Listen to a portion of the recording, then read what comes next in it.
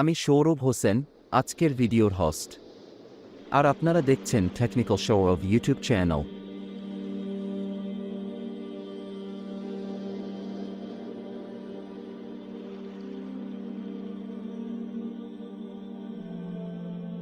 উন্নত এবং উন্নয়নশীল দেশগুলোর জন্য ফ্রিল্যান্সিং এখন বহুল আলোচিত একটি বিষয়।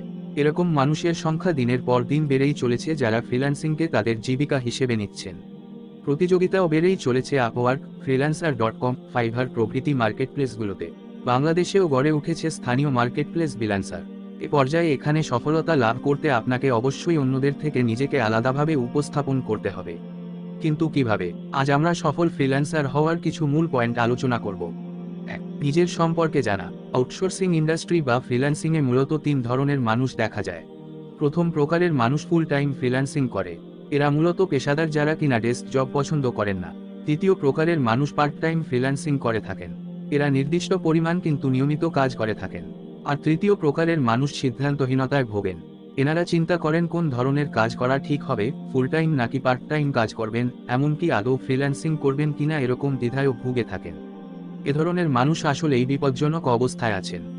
আপনাকে উক্ত তৃতীয় প্রকার দল থেকে বের হয়ে আসতে হলে প্রথমে নিজের যোগ্যতা, যে বিষয়ে আপনার আগ্রহ আছে তা, আপনার দুর্বলতা, আপনার নিজের পারদর্শিতা সম্পর্কে সম্যক ধারণা রাখতে হবে। আত্মবিশ্বাসী হতে হবে এবং লক্ষ্য ঠিক করতে হবে। মূলত দৃঢ় সংকল্প নিয়ে শুরু করলে বৈধ কোনো পেশাই মানুষের পক্ষে অসম্ভব নয়। 2. অপশন হাতে রাখা। আপনি হয়তো এমন অনেককেই পাবেন যারা একটি মাত্র লক্ষ্যের পিছনে আছেন এবং সেটিকে তারা অর্জন করবেনই বলে দৃঢ় প্রতিজ্ঞ। ফ্রিল্যান্সিংয়ে এসে আপনি যদি এমন ভেবে থাকেন তবে আপনারও আরও বেশ কিছু বিষয় মাথায় রাখতে হবে। ক্যারিয়ার কোন মিশন না, বরং এটি ভিশন এর থেকেও বড়। আশা করি মিশন ও ভিশন এর পার্থক্য আপনি বোঝেন। মিশন হলো স্বল্পমেয়াদী আর ভিশন হলো মিশনের থেকে দীর্ঘমেয়াদী।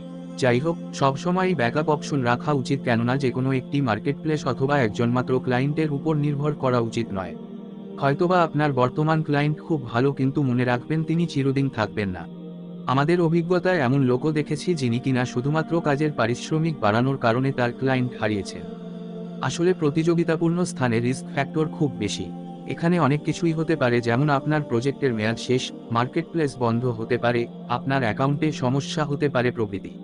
আর এই কারণেই একের অধিক মার্কেটপ্লেসের সাথে সংযুক্ত থাকুন, ক্লায়েন্ট বাড়ান, নেটওয়ার্ক তৈরি করুন, নিজের পোর্টফোলিও প্রোফাইল তৈরি করুন। 3. সময়ের সঠিক ব্যবহার। ফ্রিল্যান্সিংয়ের ক্ষেত্রে সময় অতি মূল্যবান একটি সম্পদ। আপনার সময়কে সাজিয়ে নিন যাতে করে এর সঠিক ব্যবহার সম্ভব হয়। টাইম ট্র্যাকার অ্যাপ ব্যবহার করুন। নোট নেয়ার জন্য এভারনোট, গুগল কিপের মতো টুলসগুলোর সাহায্য নিন। সময় মতো ক্লায়েন্টের কাজ শেষ করুন। সময়ানুবর্তিতা এবং দায়িত্বশীলতা ফ্রিল্যান্সিংয়ের ক্ষেত্রে খুবই জরুরি। 4. ঠিক কাজটি নির্বাচন করা। ফ্রিল্যান্সিং মার্কেটপ্লেসে অনেক অসৎ লোকও রয়েছে। এজন্য কাজ নেয়ার আগে ক্লায়েন্ট নির্ভরযোগ্য কিনা তা ভালোভাবে যাচাই করে নিন।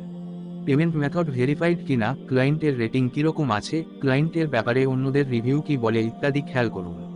কাজ শেষ হয়ে গেলে ক্লায়েন্ট পেমেন্ট নিয়ে লুকোচুরি খেললে সরাসরি সাপোর্টে যোগাযোগ করুন। 5. নতুন কিছু শেখা। মৃত্যু পর্যন্ত নিজের দক্ষতাকে সামনের দিকে বাড়ানোর ক্ষেত্রে থাকে। বিশ্বের সাথে আপডেট থাকা, স্কিল টেস্ট দেয়া, নতুন কমিউনিটির সাথে যুক্ত হওয়া, আপনার জব ফিল্ডের সাথে সম্পর্কিত নতুন বিষয়গুলো শেখা, কমিউনিকেশনের দক্ষতা বাড়ানো ইত্যাদি বিষয়গুলোর দিকে নজর দিন। 6. নিজে নিজে শেখা। ফ্রিল্যান্সার হিসেবে সবথেকে গুরুত্বপূর্ণ ব্যাপার হচ্ছে নিজে নিজে শেখা। কেননা আপনি স্বাভাবিক কোন চাকরি করলে সেখানে আপনাকে কাজে দক্ষ করে তুলতে বা কাজ শেখাতে নানা রকম কোর্স, ফ্রি ট্রেনিংয়ের ব্যবস্থা থাকে। কিন্তু একজন ফ্রিল্যান্সার হিসেবে নিজে নিজে শেখা ছাড়া আর কোন উপায় থাকে না। কাজেই নিজে নিজে শেখার ব্যাপারে দক্ষতা অর্জন করা খুবই জরুরি। নিজে থেকেই আগ্রহ নিয়ে নতুন বিষয় শিখে নিজের দক্ষতা বাড়ানো দরকার। তাহলে পিছিয়ে পড়তে হবে ফ্রিল্যান্সার হিসেবে। তবে নিজে নিজে শেখার ক্ষেত্রে আরও একটি গুরুত্বপূর্ণ ব্যাপার, আপনি কি শিখছেন সেটি। প্রয়োজনীয় জিনিস শিখে নিজের সময় নষ্ট না করে ফ্রিল্যান্সার হিসেবে যেসব দক্ষতা আপনার কাজে সাহায্য করতে পারে সেগুলোর দিকে মনোযোগ দিন। একদম নতুন একটি জিনিস শেখার আগে নিজে যা পারেন সেটিকে আরও উন্নত করতে চেষ্টা করুন। এক্ষেত্রে বই, অনলাইনে টিউটোরিয়াল, অন্য ফ্রিল্যান্সারদের কাছে সাহায্য কাজে লাগাতে পারেন। 4. Logical reasoning. যে কোন কাজের ক্ষেত্রেই লজিক্যাল রিজনিং একটি অতি গুরুত্বপূর্ণ দক্ষতা। যুক্তি দিয়ে যদি আপনি কোন কাজ কেন করছেন সেটি আপনার ক্লায়েন্টকে বোঝাতে না পারেন তবে ক্লায়েন্ট সহজেই আপনাকে ভুল বুঝতে পারেন। অনেক সময় সঠিকভাবে বোঝাতে না পারার কারণে অনেক কাজ হারাতে হয় ফ্রিল্যান্সারদের। আর তাই লজিক্যাল রিজনিং উন্নত করা খুবই গুরুত্বপূর্ণ। কাজ করতে করতে এমন অনেক সময় আসবে যখন ক্লায়েন্ট আপনার কাছে জানতে চাইতে পারে যে আপনি এই কাজটি এভাবে কেন করেছেন। সে সময় সহজ ভাষায় যুক্তি সহকারে উপস্থাপন করতে পারলে ক্লায়েন্টের আপনার প্রতি বিশ্বাস বেড়ে যাবে এবং আরও কাজ পাবার সুযোগ তৈরি হবে। কাজেই সঠিক যুক্তি দিয়ে সঠিক ব্যাখ্যা দিতে শিখে নেওয়া জরুরি ফ্রিল্যান্সার হিসেবে সফল হতে চাইলে। আর দ্রুত চিন্তা করার ক্ষমতা। যে কোন কাজের জন্যই দ্রুত চিন্তা ক্ষমতা খুবই কার্যকরী একটি দক্ষতা। ফ্রিল্যান্সিং কাজও তার ব্যতিক্রম নয়। আপনি যত দ্রুত চিন্তা করতে পারবেন এবং আপনার কাজ সাজিয়ে ফেলতে পারবেন তত দ্রুত কাজগুলো শেষ করতে পারবেন। এটি আপনার কার্যক্ষমতা বহুগুণে বাড়িয়ে দিতে পারে। দ্রুত কাজ শেষ করবার জন্য আপনি আপনার ক্লায়েন্টকে বাড়তি চার্জ করতে পারেন। আপনি যত দ্রুত একটি কাজ শেষ করবেন আপনার ক্লায়েন্টের তত সময় বেঁচে যাবে। কাজেই দ্রুত কাজ করতে পারলে বাড়বে আপনার আয়ের পরিমাণও। কাজেই দ্রুত চিন্তা করার ক্ষমতা অর্জন করুন। 9. সমস্যা সমাধানের দক্ষতা। সমস্যা সমাধানের দক্ষতা আরেকটি গুরুত্বপূর্ণ ব্যাপার। ফ্রিল্যান্সিং কাজে অনেক সময় বিভিন্ন রকম সমস্যার সম্মুখীন হতে হবে আপনাকে। এই সমস্যার সমাধান করার জন্য আর কারো উপর নির্ভর করার সুযোগ নেই। কাজেই নিজেই সকল সমস্যার সমাধান বের করে ফেলতে হবে। সমস্যা সমাধানে আপনি যত দক্ষ হবেন ফ্রিল্যান্সার হিসেবে তত বেশি চাহিদা থাকবে আপনার। কাজেই নিজের সমস্যা সমাধানের দক্ষতার দিকে নজর দিন। 10. সমালোচনা সহজভাবে গ্রহণ। মনে রাখবেন, নিজেকে আরও উন্নত করবার ক্ষেত্রে নিজের সমালোচনা ঠিকভাবে গ্রহণ করার বিকল্প নেই।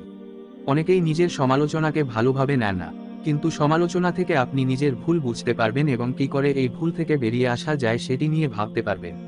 কিন্তু এজন্য নিজের সমালোচনা শোনার মানসিকতা থাকা জরুরি। 11. অবস্থার সাথে মানিয়ে নেয়া। বিভিন্ন প্রতিকূল অবস্থার সঙ্গেও সহজে মানিয়ে নেওয়া শিখতে হবে। ফ্রিল্যান্সিং কাজে সবসময় অনিশ্চয়তা থাকে। দেখা যায় কোন সময় খুবই ভালো কাজ পাওয়া যায়, আবার অনেক সময় হাতে কোন কাজ থাকে না। এসব সময় হতাশ হয়ে কাজ ছেড়ে দিলে সফলতা পাওয়া কঠিন হয়ে যায়। আবার অনেক সময় অর্থনৈতিক মন্দা দেখা যায় সারা বিশ্ব জুড়েই। এ সময় কাজ কম পাওয়া যায়। ফ্রিল্যান্সিং কাজের ক্ষেত্রে নির্দিষ্ট কোন আয় থাকে না বলে এটি সবসময়ই কিছুটা ঝুঁকিপূর্ণ। আর তাই এই সকল সমস্যার মাঝেও সফল হতে চাইলে মানিয়ে নেওয়া শিখতে হবে। সহজে হতাশ না হয়ে ধৈর্যের সাথে কঠিন পরিস্থিতি মোকাবেলার মাধ্যমে আপনি একজন সফল ফ্রিল্যান্সার হতে পারবেন। উপরের সকল ব্যাপারে বাড়তি দৃষ্টি রেখে যদি আপনি নিজেকে দক্ষ হিসেবে গড়ে তুলতে পারেন তবে ফ্রিল্যান্সার হিসেবে সফল হওয়া সম্ভব। তবে আমাদের দেশে অনেকেই বৈদেশিক মুদ্রা আয়ের লোভে পড়ে ফ্রিল্যান্সিং ব্যাপারে কোনোরকম ধারণা না রেখেই কাজ শুরু করতে চান। এক্ষেত্রে শুধু সময় নষ্ট হওয়া ছাড়া আর কোন লাভ হয় না, কেননা ফ্রিল্যান্সিং অন্যান্য যে কোন কাজের মতোই দক্ষতা অর্জন করে শুরু করতে হয়। সঠিক জ্ঞান না রেখেই ফ্রিল্যান্সিং করে উপার্জন করতে চাইলে সেখানে সফল হবার কোন সুযোগ নেই। কাজেই ফ্রিল্যান্সিং নিয়ে জানুন, দক্ষতা অর্জন করুন। এরপর আপনি ফ্রিল্যান্সিংয়ের মাধ্যমে সফল হওয়ার স্বপ্ন দেখতে পারেন।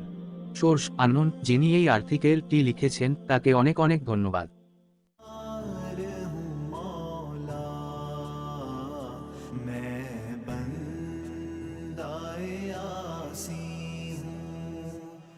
एक तेरा इशारा हो और आसान। অবশ্যই শেয়ার করবেন এবং অন্যকেও জানতে সাহায্য করবেন আশা করি।